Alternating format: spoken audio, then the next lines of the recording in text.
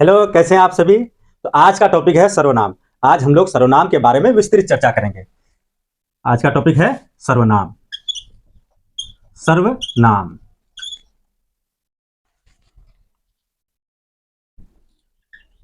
जी, सर्वनाम किसे कहते हैं? सर्वनाम तो संज्ञा के बदले में प्रयुक्त होने वाले शब्द सर्वनाम कहलाते हैं। संज्ञा के बदले में प्रयुक्त होने वाले जो शब्द हैं वो सर्वनाम कहलाते हैं। आइए इनका पहले डेफिनेशन देख लेते हैं। संज्ञा के बदले में संज्ञा के बदले में प्रयुक्त होने वाले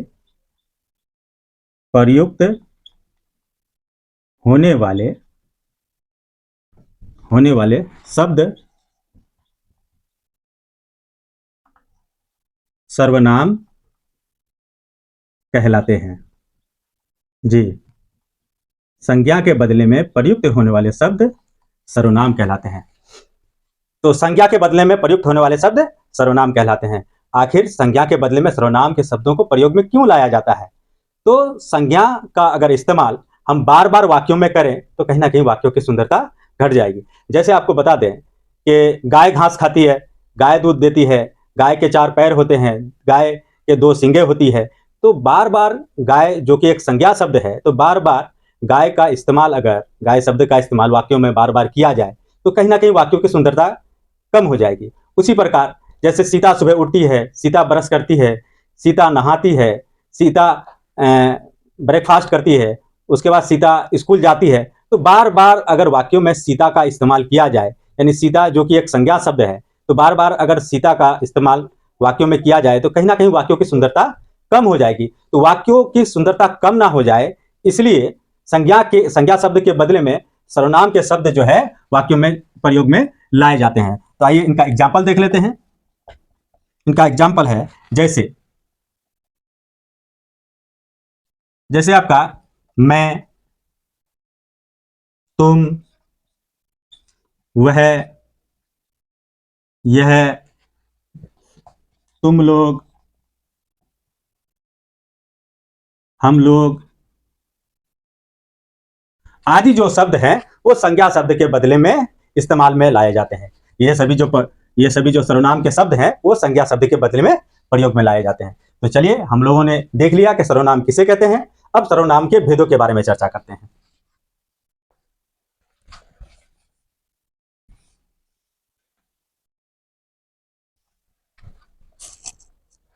सर्वनाम के भेद। जी, तो सर्वनाम के कितने भेद हैं? तो सर्वनाम के 6 भेद किए गए हैं। आइए देखते हैं सर्वनाम के कितने भेद हैं। सर्वनाम के 6 भेद हैं। सर्वनाम के 6 भेद हैं।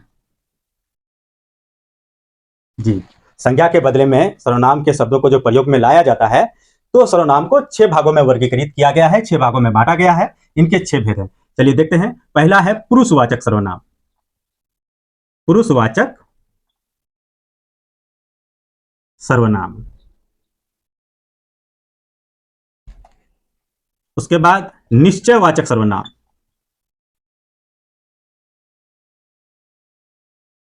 निश्चयवाचक सर्वनाम।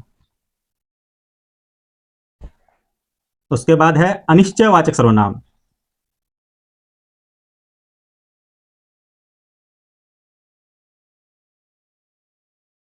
अनिश्चयवाचक सर्वनाम। उसके बाद है संबंधवाचक सर्वनाम।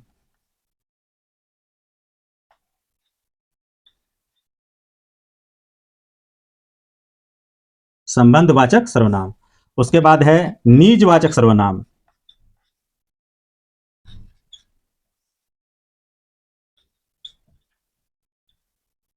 उसके बाद है प्रश्नवाचक सर्वनाम। प्रश्नवाचक सर्वनाम। जी,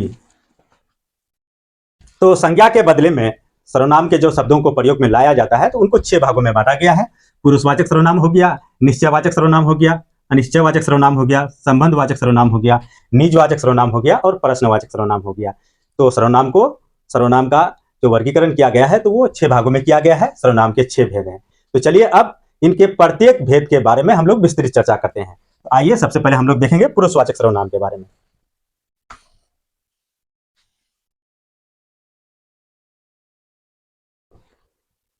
पुरुषवाचक सर्वनाम, चलिए इनको देख लेते हैं।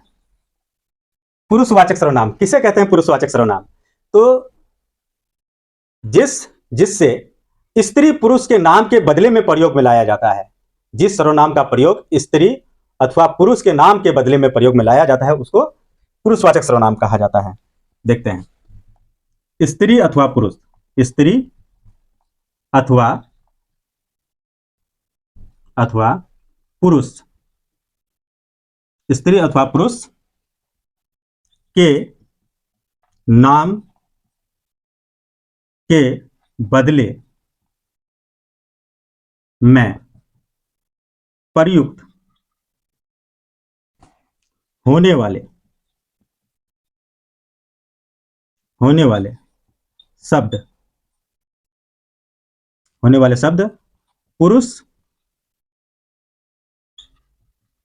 पुरुषवाचक सर्वनाम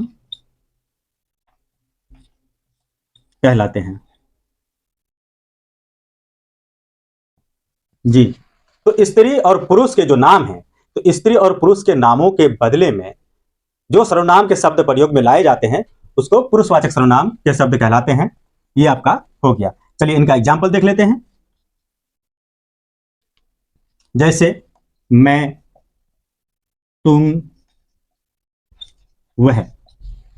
मैं, तुम, वह, ये जो शब्द हैं वो स्त्री पुरुष के नाम के बदले में प्रयोग में लाए जाते हैं और ये शब्द पुरुषवाचक सर्वनाम के शब्द कहलाते हैं। तो चलिए इनका डेफिनेशन देख लिए। चलिए और आगे देखते हैं।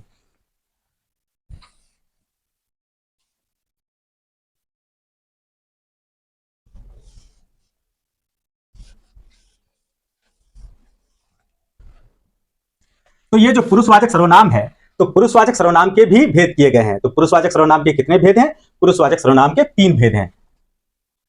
पुरुषवाचक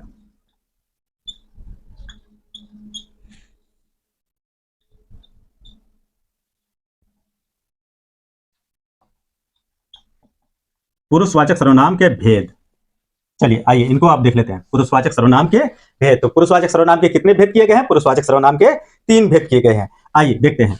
तो पहला है इनका उत्तम पुरुष, जी, जिसको अंग्रेजी में हम लोग बोलते हैं फर्स्ट पर्सन, जिनको अंग्रेजी में हम लोग क्या बोलते हैं? फर्स्ट पर्सन, उत्तम पुरुष। आइए देखते हैं आगे। दूसरा है मध्यम पुरुष, जी, इनको अंग्रेजी में बोलते हैं सेकंड पर्सन। अब तीसरा है अन्य पुरुष, जिन्हें अंग्रेजी में थर्ड पर्सन कहा जाता है। तो पुरुषवाचक जो सर्वनाम है इनके 3 भेद किए गए हैं। आपका हो गया उत्तम पुरुष, मध्यम पुरुष और अन्य पुरुष। और उत्तम पुरुष को ही प्रथम पुरुष भी कहा जाता है। चलिए अब एक एक करके जो है हम इनके बारे में देखते हैं।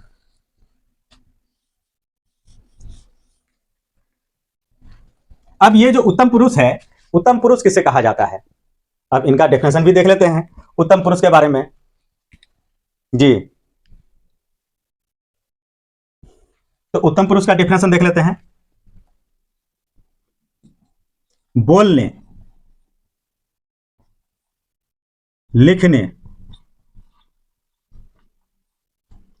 लिखने अथवा कहने वाले को उत्तम पुरुष कहा जाता है। उत्तम पुरुष कहा जाता है। जी, तो बोलने, लिखने, कहने वाले को उत्तम पुरुष कहा जाता है, अर्थात फर्स्ट पर्सन कहा जाता है। तो जैसे इनका हो जाएगा, एग्जाम्पल देख लेते हैं। इनके एग्जाम्पल में इनका एग्जाम्पल देख लेते हैं। जैसे हो गया मैं, हम लोग, जी, मैं, हम और हम लोग, इनका एग्जाम्पल हो गया। चलिए अब मध्यम पुरुष के बारे में देखते हैं।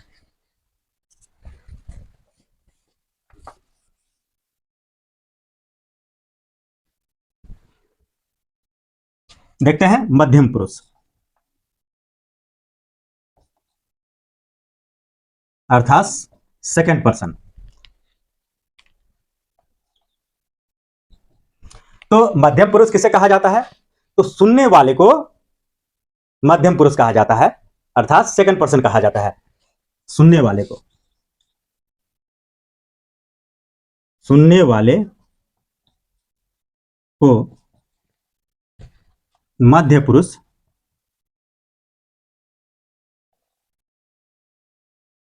कहा जाता है। जी, ये सुनने वाला जो है वो सेकंड पर्सन कहलाता है, मध्यम पुरुष कहलाता है। आइए इनका एग्जाम्पल देख लेते हैं। जिस तरह हो गया तू,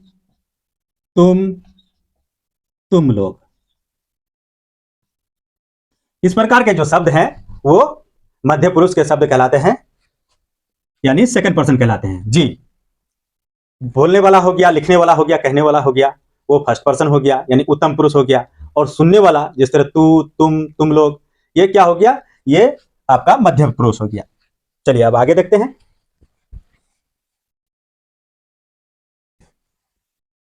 अब चर्चा करेंगे हम अन्य पुरुष के बारे में। अन्य पुरुष अर्थात अंग्रेजी में कहा जाए तो थर्ड पर्सन। जी, तो अन्य पुरुष किसे कहते हैं?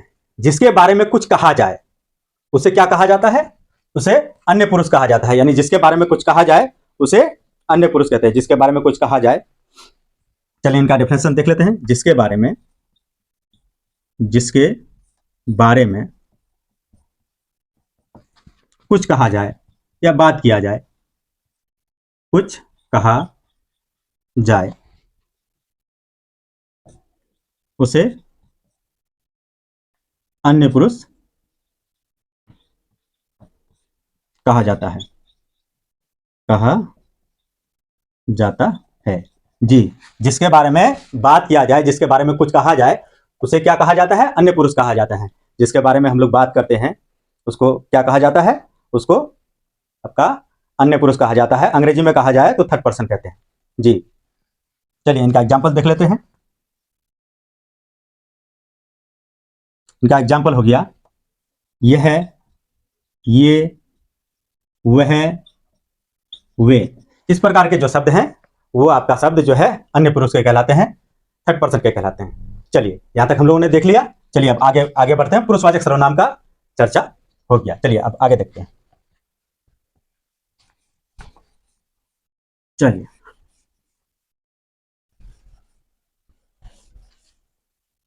अब हम लोग चर्चा करेंगे निश्चयवाचक सर्वनाम के बारे में। निश्चयवाचक सर्वनाम,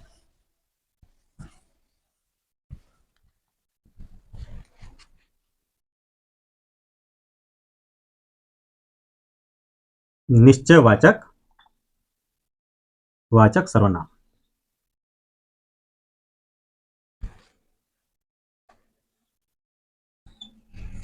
निश्चयवाचक सर्वनाम, चलिए निश्चयवाचक सर्वनाम किसे कहा जाता है? निश्चयवाचक सर्वनाम तो जिससे किसी निश्चित व्यक्ति वस्तु का बोध हो उसे निश्चयवाचक सर्वनाम कहा जाता है। जिससे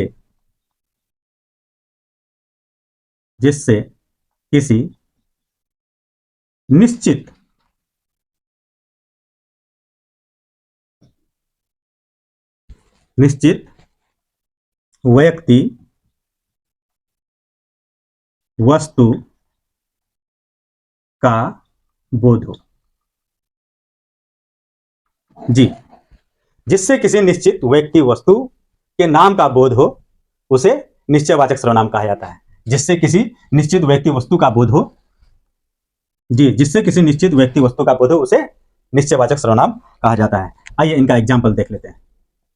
निश्चित व्यक्ति वस्तु, जी, तो निश्चित व्यक्ति वस्तु हो जाएगा, यह हो गया, इसका एग्जाम्पल यह है, ये हो गया, वह, वे हो गया। जैसे अगर वाक्यों में अगर ये देखा जाए, यह कलम है, तो यहां निश्चित है कि यह कलम है, कॉपी नहीं है, पेंसिल नहीं है, या रबर नहीं है, वो कलम ही है, ये निश्चित है।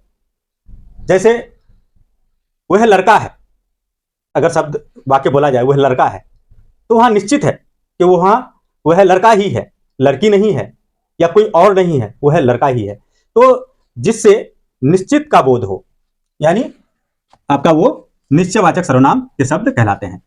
तो चलिए निश्चयवाचक सर्वनाम देख लिए, अब आगे बढ़ते हैं।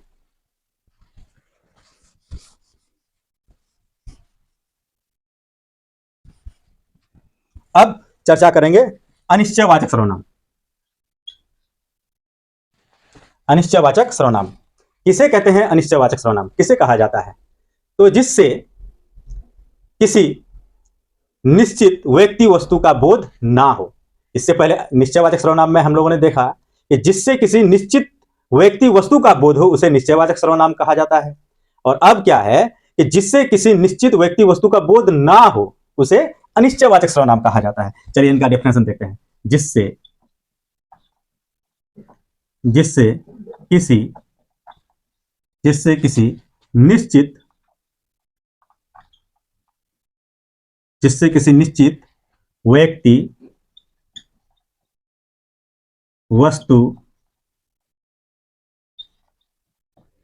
किसी निश्चित व्यक्ति वस्तु का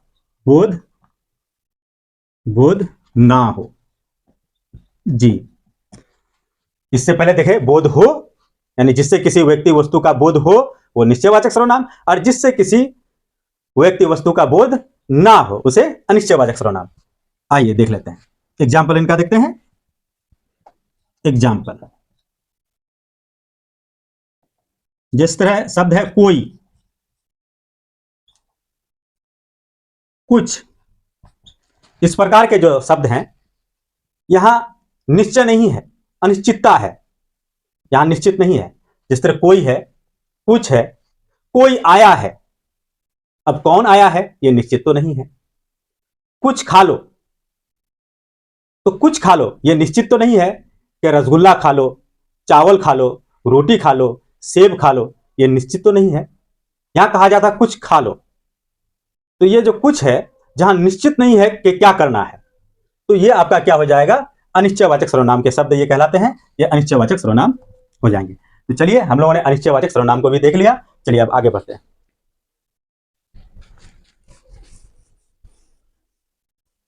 अब हम लोग चर्चा करेंगे, हम लोगों का पुरुषवाचक सर्वनाम का चर्चा हो गया, निश्चयवाचक सर्वनाम का चर्चा हो गया, अनिश्चयवाचक सर्वनाम का भी चर्चा हो गया। अब हम लोग देखेंगे संबंधवाचक सर्वनाम का के बारे में। अब देखते हैं संबंधवाचक सर्वनाम। संबंधवाचक सर्वनाम जी, अब इसको देखेंगे संबंधवाचक सर्वनाम के बारे में। संबंधवाचक सर्वनाम जी, चलिए अब इसको देखते हैं। तो संबंधवाचक सर्वनाम में क्या है कि जिस सर्वनाम का उपयोग वाक्य में किसी अन्य सर्वनाम के शब्दों के साथ किया जाता है वो आपका संबंधवाचक सर्वनाम कहलाते हैं। यानी जिस सर्वनाम से वाक्य में किसी दूसरे सर्वनाम से संबंध का बोध होता है। जी, यानी जिस सर्वनाम से वाक्य में किसी दूसरे सर्वनाम से संबंध का बोध होता है। संबंध का बोध हो। जी, बोध हो, यानी जिस सर्वनाम से वाक्य में दूसरे सर्वनाम से संबंध का बोध हो उसे संबंधवाचक सर्वनाम कहा जाता है। जी, चलिए इनका एग्जाम्पल देख लेते हैं।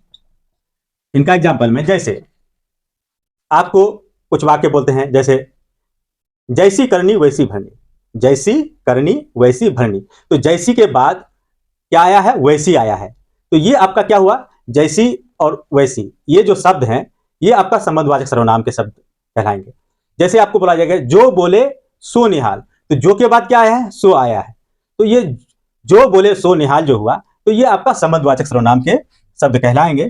तो चलिए देख लेते हैं। जैसी, उसके बाद वैसी, ठीक है, उसके बाद जो, सो, इस प्रकार के जो शब्द हैं ये आपका जो है संबंधवाचक सर्वनाम के शब्द कहलाते हैं। जी, चलिए अब आगे देखते हैं। संबंधवाचक सर्वनाम में क्या होता है कि एक सर्वनाम के बाद जो है दूसरे सर्वनाम से उनका जो है संबंध का उसमें बोध होता है। एक सर्वनाम से दूसरा सर्वनाम का संबंध जो है उसमें जुड़ा रहता है। जी, तो चलिए अब देखते हैं आगे। आगे देखते हैं, आगे हमारा है निजवाचक सर्वनाम। निजवाचक सर्वनाम, निजवाचक सर्वनाम। आइए अब इसके बारे में देखते हैं, निजवाचक सर्वनाम के बारे में। तो निजवाचक सर्वनाम किसे कहा जाता है? निजवाचक सर्वनाम तो जिस सर्वनाम से स्वयं का बोध हो, खुद का बोध हो, उसे आपका जो है निजवाचक सर्वनाम कहा जाता है। जिस सर्वनाम से खुद का बोध हो, स्वयं का बोध हो, उसे निजवाचक सर्वनाम कहा जाता है। जी, आइए इनका डेफिनेशन देख लेते हैं। जिससे, जिससे स्वयं या अपने आप का बोध हो। जी, जिससे स्वयं या अपने आप का बोध हो, खुद, ये आपका क्या हुआ? निजवाचक सर्वनाम के शब्द जो है ये कहलाते हैं। जैसे मैं स्वयं आ जाऊंगा, मैं स्वयं आ जाऊंगा, ये स्वयं जो शब्द है वो निजवाचक सर्वनाम के शब्द कहलाएंगे। उसके बाद मैं ये काम स्वयं कर लूंगा, तो जहां स्वयं हो जाए खुद, मैं, कोई अपने आप नहीं सुधरता, कोई अपने आप नहीं सुधरता, तो ये जो अपने आप शब्द है वो आपका निजवाचक सर्वनाम के शब्द कहलाएंगे। चलिए इनका एग्जाम्पल देख लेते हैं। इनमें हो जाएगा एग्जाम्पल में, जिस तरह हो गया स्वयं, अपने आप, खुद, तो इस प्रकार के जो शब्द हैं वो निजवाचक सर्वनाम के शब्द कहलाते हैं। जी, चलिए अब आगे देखते हैं।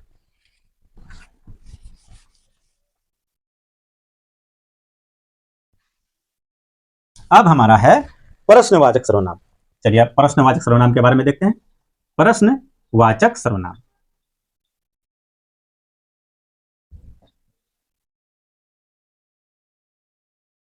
प्रश्नवाचक,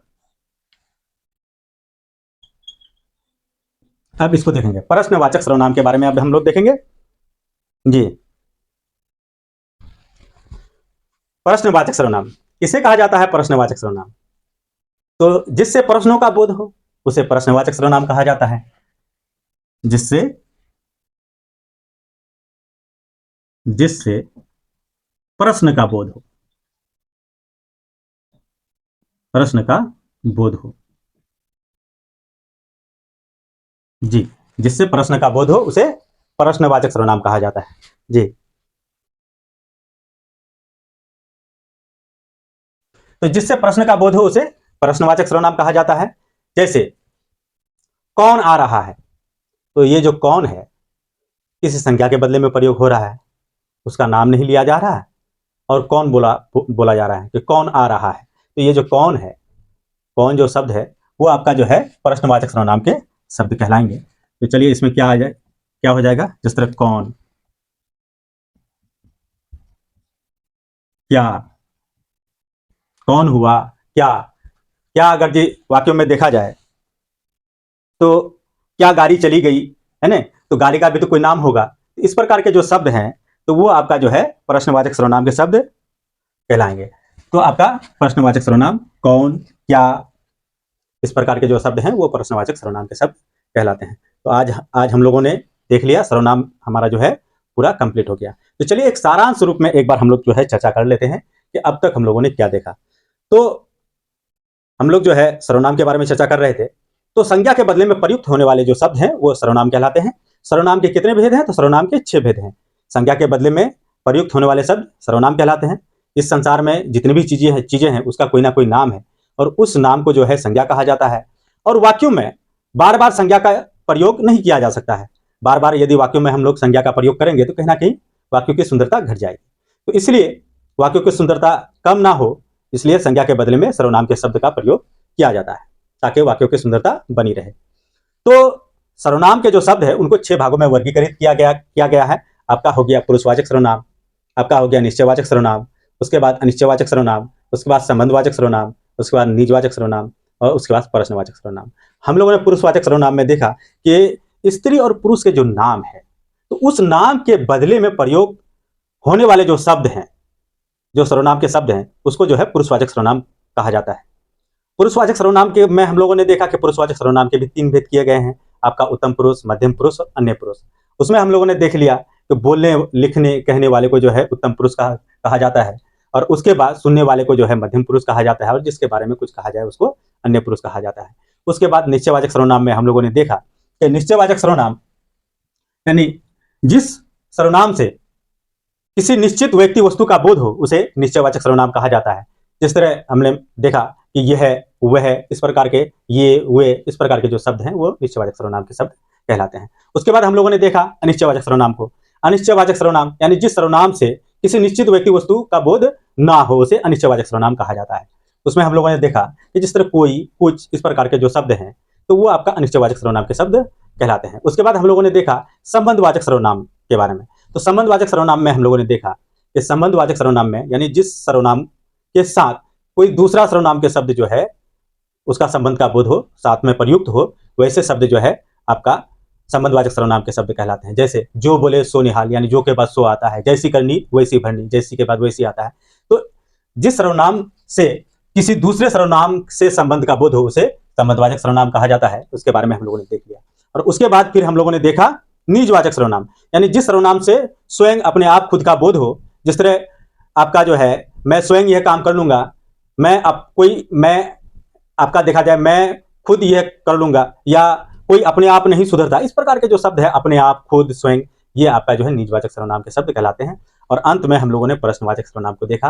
प्रश्नवाचक सर्वनाम में हम लोगों ने देखा कि जिस सर्वनाम से यानी जिससे प्रश्न का बोध हो उसे प्रश्नवाचक सर्वनाम कहा जाता है। जिस तरह क्या, उसके बाद जो है क्या हो गया, तो किसी जो है आपका जो है क्या गाड़ी चली गई, तो ये वाले जो है शब्द आपका जो है आपका क्या हो गया, कौन हो गया, जो प्रश्नवाचक सर्वनाम यानी जिससे प्रश्न का आपका बोध हो। तो इस प्रकार हम लोगों ने जो है आज सर्वनाम का जो है पूरा संपूर्ण जो है विस्तृत चर्चा कर लिया है। आप अपना जो है किसी प्रकार का कोई अगर क्या कहते हैं कि किसी में कोई चर्चा अगर छूट गया हो तो आप लोग कमेंट कर लीजिएगा, उस पर फिर डिस्कस कर लिया जाएगा। तो चलिए आज का वीडियो हम लोग यहीं तक रखते हैं। बहुत बहुत शुक्रिया, धन्यवाद।